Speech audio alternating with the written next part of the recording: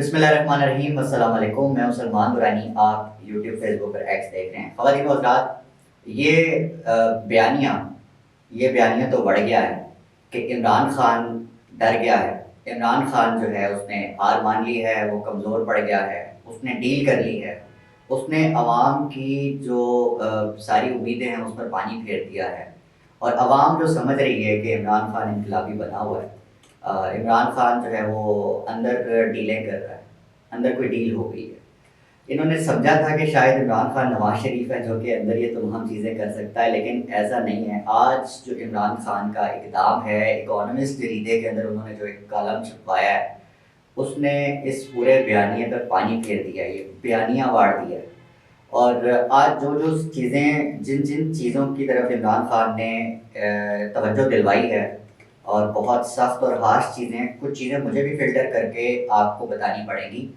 لیکن جو چیزیں جیسی عمران خان چاہتے تھے، جس کو پیغام پہنچانا چاہتے تھے، جس کیپیسٹی کے ساتھ وہ پہنچ چکا ہے۔ اور اب اس کے نتائج کیا ہوں گے وہ تو بڑے بھیانک ہوں گے، لیکن ابھی سب سے پہلی جو اس وقت ٹاسک ملا ہے وہ یہ ملا ہے کہ یار یہ ہو کیسے گیا کہ ایک جیل میں بیٹھا شخص ایک عالمی جریدے کو کالم ارسال کرتا ہے اور کالم چھپ جاتا ہے۔ How came it possible? وہ بندہ ڈھونڈا جا رہا ہے اس وقت، اور اس کے کان اس وقت کھینچے جا رہے ہیں کہ جو ہے یہ ہو کیسے گیا، ممکن کیسے ہو گیا کہ جی عمران خان نے جو ہے وہ عالمی طور پہ اس چیز پر جو ہے وہ شور مچا دیا ہے، پیٹ سے آپا ڈال دیا، اور اکانومسٹ کے اندر یہ کالم لکھنا ایک بہت بڑا پیغام ہے، اور آئی ایم ایف کے لیے یہ پیغام پہنچانا کہ پاکستان کے اندر فری اینڈ فیئر الیکشنز نہیں ہو رہے، جو کہ کنڈیشن تھی اپنی جمہوریت کے نظام کو آگے بڑھانے کے لیے، اپنی معیشت اور ایک سٹیبل معیشت کو آگے بڑھانے کے لیے بڑا امپورٹنٹ تھا،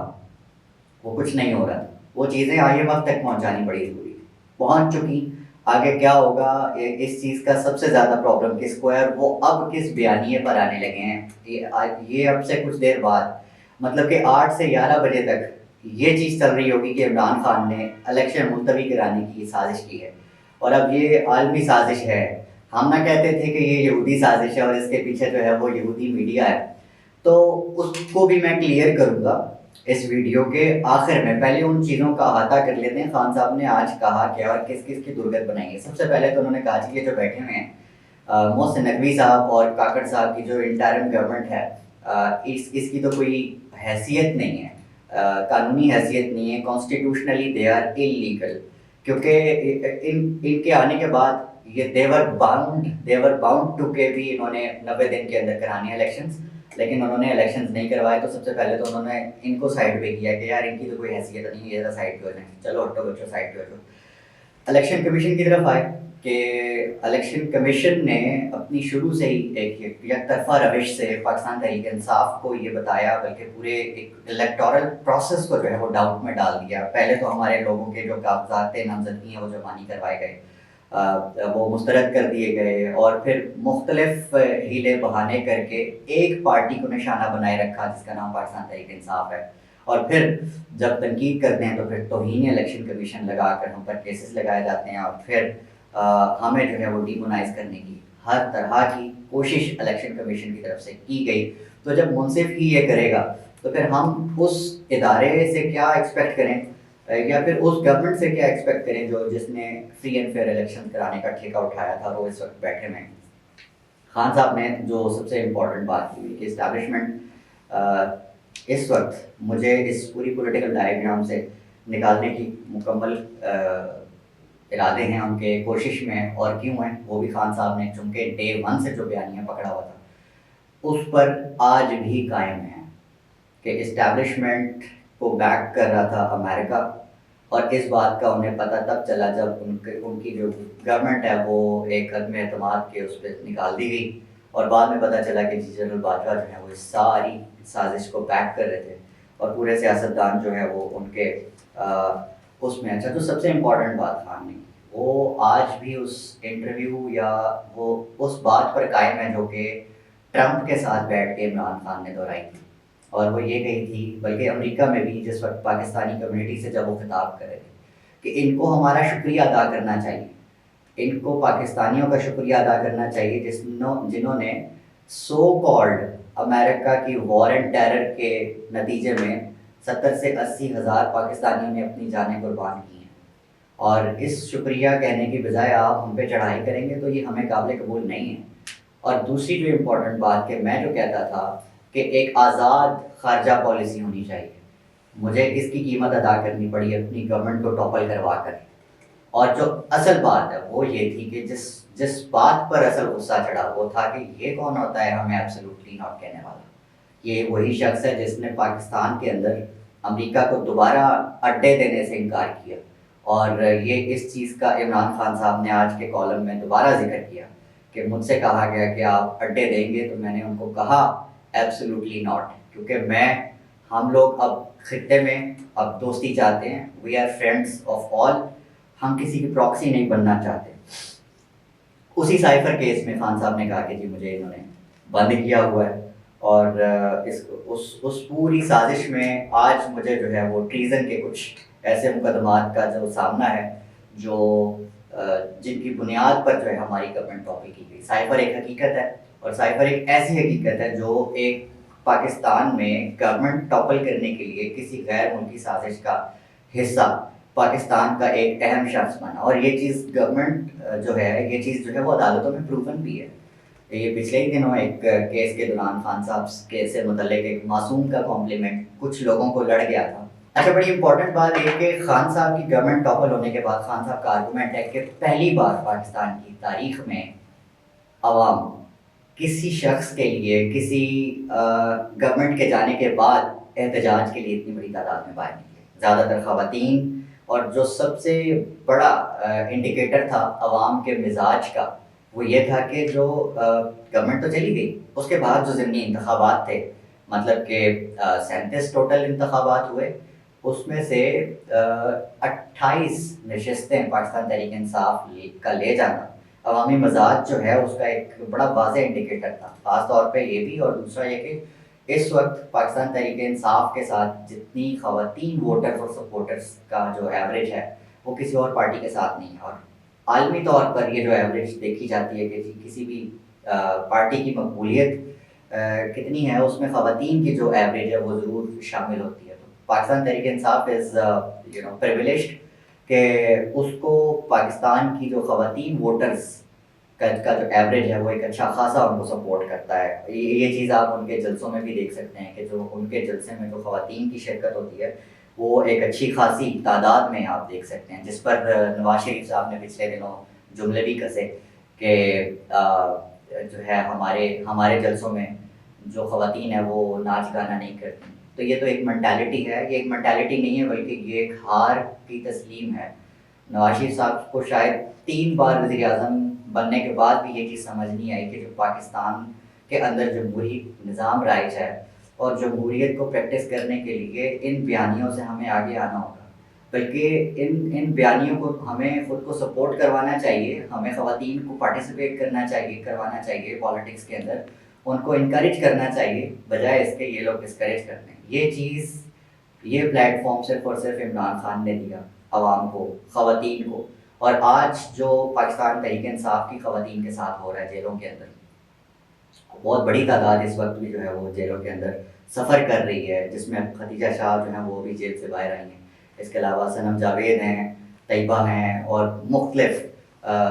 بڑے نام ہیں جو کہ میرا خیال ہے اب لیڈر بن چکے ہیں۔ یہ صرف ایک سپورٹ بیس تھی جو کہ اب ان لوگوں نے غلطی کر کے جو ہے وہ آگے۔ خیر، خان صاحب نے ایک اور چیز کا ذکر بھی کیا، انہوں نے کہا کہ جی میری جو گورنمنٹ جس وقت گئی ہے تب کہ آپ سٹیٹس دیکھ لیں، یہ جو گورنمنٹ بیٹھی ہے اس وقت انہوں نے تو معیشت کی تباہی کر دی ہے۔ میری جو گورنمنٹ تھی اس میں 2021 کا سٹیٹس انہوں نے شیئر کیا کہ 5.8 جو ترقی کی ریشو تھی، اور 2022 کے اندر جو ہے وہ 6.1 انہوں نے جو ظاہر ہے یہ تو ساروں کے سامنے، اور گورنمنٹ آف پاکستان کا جو ایک ادارہ ہے جو کہ آپ کی اکانومی کو میئر کرتا ہے، یہ تو اس کے سٹیٹس ہیں، اور یہ سٹیٹس شہباز شریف کی گورنمنٹ نے جو ہے وہ کہے تھے کہ جی جو 2022 کی معیشت تھی اس کی بڑھوتی کی جو اس کی بڑھنے کی جو شرح تھی وہ 6.1 تھی۔ اسٹیبلشمنٹ پر خان صاحب نے آج اپنے گھوڑے دوڑائے اور ڈائریکٹ حملے کیے، اور کہا کہ جی جو دے وانٹ کہ میں کبھی دوبارہ پاور میں نہ آ سکوں، تو اس لیے اب یہ وہ ساری کوششیں ہو رہی ہیں جو پچھلے 2 سال سے جاری ہیں. مجھ پر اسیسینیشن اٹیمپٹس ہوئیں، جو میرے پارٹی کے لیڈران ہیں ان کو اٹھا لیا گیا، ورکرز کو، اس کے علاوہ جو سوشل میڈیا ایکٹیوسٹس ہیں، اور سوشل میڈیا ایکٹیوسٹ کے ساتھ ساتھ جو وہ صحافی جو اس وقت حق گوئی کر رہے ہیں خان صاحب کے مطابق، ان کو بھی جو ہے ان کے اوپینین کو بدلنے کے لیے ان کی ابڈکشن ہوئی، ان کو ٹارچر ہوا، ان کو مارا گیا. یہ تمام چیزیں کرنے کے بعد خواتین کو بھی جو ہے وہ ڈسکریج کیا گیا. خود کا بھی بتایا خان صاحب نے کہ میرے اوپر بھی جو ہے وہ 200 کیسز ہیں. پھر 9 مئی والے معاملے پر خان نے کہا کہ یہ جو فالس فلیگ ایک قسم کا انہوں نے ایک آپریشن کیا، اور اس کو بیس بنا کر جو ہے وہ لوگوں کو پریس کانفرنسز کروائی گئیں، جو بنیاد ہے اس آرگومنٹ کی کہ پورے کا پورا جو 9 مئی ہے وہ ایک رانگ پرسیپشن ہے، مطلب کہ ایسا نہیں تھا جو کہ دکھایا جا رہا ہے. اور اس کا بہانہ دیکھ کر پاکستان تحریک انصاف کو جو ہے وہ کرش کیا گیا. اور یہ سب سے بڑی انڈیکیشن ہے کہ پاکستان میں فری اینڈ فیئر الیکشنز نہیں ہونے جا رہے. اور یہ پیغام ہے IMF کو اور جو عالمی متعلقہ ادارے ہیں ان کو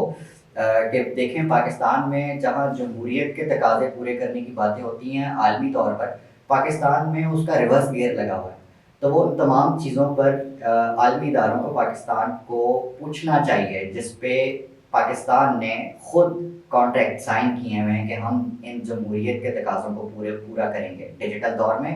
اور 21ویں صدی کے دور میں جتنے بھی تقاضے ہوا کرتے ہیں. تو پاکستان میں تو ان ریورس گیئرس پہ کوئی نہ کسی کو پوچھ رہا ہے. کس نے پوچھنا ہے؟ سارے کا سارا اندھیر نگری ہے. تو اس وقت جو امید کی جا سکتی ہے وہ یہ کی جا سکتی ہے کہ ان کو انٹرنیشنلی کہیں نہ کہیں سے گریب کیا جائے. اور جو سب سے بڑی اس وقت جو آپشن ہے وہ IMF کی ہے، جس کا ڈائریکٹلی اور انڈائریکٹلی پاکستان کے ساتھ اکنامک کانٹریکٹ ہے. اور آگے بھی جو ہم نے وہ ہے قرضوں کی وصولی اور جو بھی ہے ان کا جو ہمارے ساتھ ڈائریکٹ اور انڈائریکٹ جو بھی لین دین ہوگا، اس کا ڈائریکٹلی اور انڈائریکٹلی ہماری اسٹیبلشمنٹ اور جو ہمارے کرتا دھرتا ہیں ان کی ڈیسیجن میکنگ سے ہے. تو اس وقت سب سے امپورٹنٹ چیز ان کو پریشرائز کر کے، ان کو کسی بھی طرح سے پریشرائز کر کے فری اینڈ فیئر الیکشنز کی طرف لایا جائے. جیسی بھی ہے اس وقت لولی لنگڑی پاکستان تحریک انصاف PTI، اس کو کم از کم وہ گراؤنڈ دے دیا جائے جو باقی گراؤنڈ لے رہے ہیں، پارٹیز لے رہی ہیں، جلسے کر رہے ہیں، کارنر میٹنگز کر رہے ہیں، لوگوں کو کنونس کر رہے ہیں. ان کو تو ایون ان کا جو الیکشن سمبل ہے وہ بھی نہیں دیا جا رہا. تو یہ وہ ساری چیزیں جس میں خان صاحب نے آج ان کو آڑے ہاتھوں لیا اور کہا کہ اگر یہ کچھ نہیں ہوتا اور وہی کچھ جاری رہتا ہے جو کہ پچھلے 18 ماہ سے جاری ہے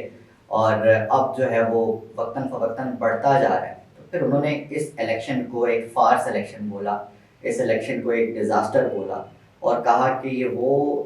انسٹیبلٹی لائے گا جو تاریخ میں پہلے کبھی نہیں ہوئی. اور یہ ایک بہت بڑا ڈیزاسٹر ہوگا تاریخ کا، جو کہ تاریخ دیکھے گی، دنیا دیکھے گی. تو بیٹر یہ ہے ٹو فکس دس کہ ایک فری اینڈ فیئر الیکشنز کا ماحول پیدا کیا جائے.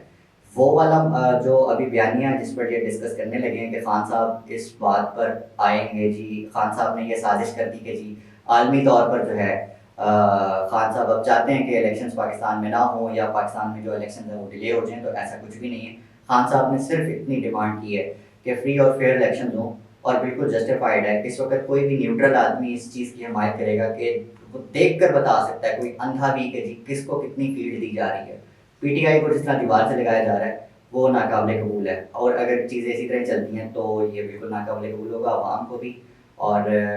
سوال اٹھیں گے گھر کے اندر سے بھی اور گھر کے باہر سے بھی. اس لیے بیٹر یہ ہے کہ آپ فری اینڈ فیئر الیکشنز جو کہ جمہوریت کا ایک بہت بڑا تقاضا ہے اس کو پورا کرتے ہوئے آگے چلیں. اس ویڈیو میں اتنا ہی. اپنے آس پاس سب کا، اپنے پاکستان کا بہت خیال رکھیے. اللہ نے